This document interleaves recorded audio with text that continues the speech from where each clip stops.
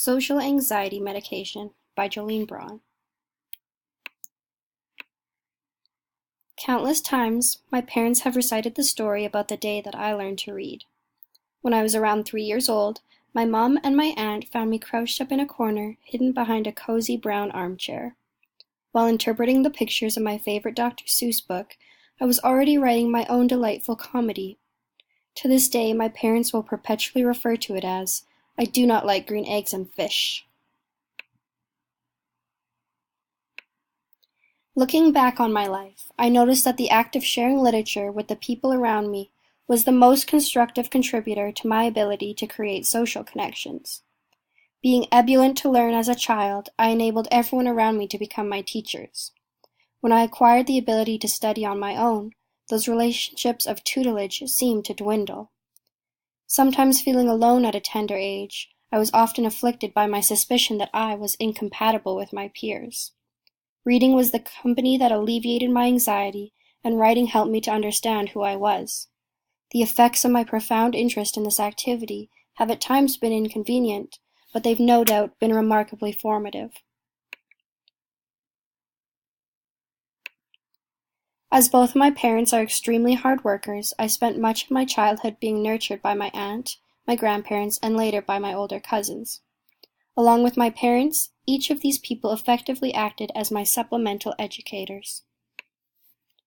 Being 5 years younger than my aunt's youngest daughter, it was hard for us to find bonding activities that we could agree on. So during our sleepovers, we would sit in that same cozy brown armchair together, and she would read to me until we fell asleep. On the other side of Aunt's house, I adored the endeavor of pronouncing the labels on the house fixtures. My cousins were in high school and took Spanish as a second language. My future was inspired by their rolling tongues and articulation of such foreign but beautiful verbalizations. Ulteriorly, the youngest of my older cousins taught me to break the rules by reading comics all night long.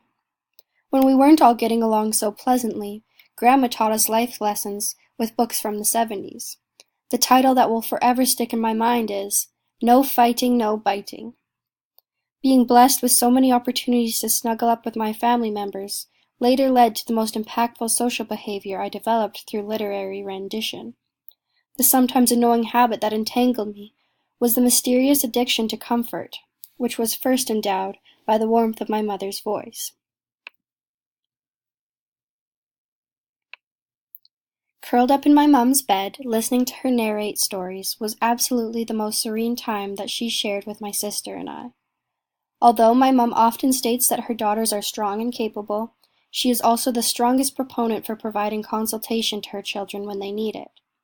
She would arrange for the opportunity to escape from reality by constantly searching for new novels at the book fair and reading a chapter or two to us each night. Sometimes we'd be forced to bring the novel downstairs to her office and sit at her feet when she was too busy. Nonetheless, these times were equally enjoyable, as there was a fireplace down there and it was just as cozy. These moments of absolute peace and protection provided by my mother are most likely the reason why reading grew into such an alleviation for me. Although I began reading alone in my own bed, the feelings of solace and security transferred over.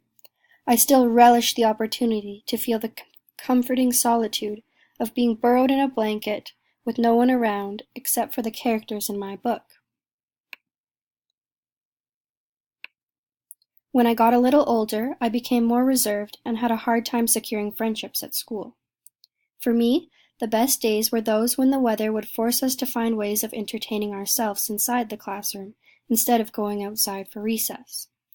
Although I spent this time expanding my literary skills, this practice contrasted with my social development.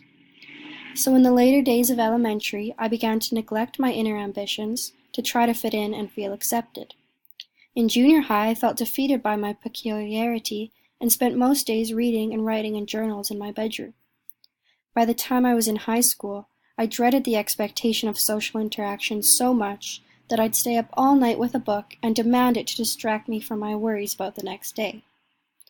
Along with helping me to sustain my feelings of isolation, these habits provided me an escape, and eventually a solution to my social anxiety. Omitting sleep in high school gave me a lot of quiet time for personal reflection. Although I could never get an assignment in on time, I'd deplete the witching hours, laboring over little poems and fairy tales that I used to write in my journal. I've never considered myself a writer, but I've always been fascinated by poetry and language. During my final year of school, my favorite and most feared teacher recognized that I was struggling and gave me the option of presenting my synthesized learning in whatever format made me thrive. Composing and presenting my most inner and honest feelings in a poem was extremely cathartic. I was gleefully shocked when my teachers and classmates forthrightly told me that they were truly impressed by my vulnerability. Simultaneously, this experience pushed me to confront my apprehension for my peers and provided me with their validation.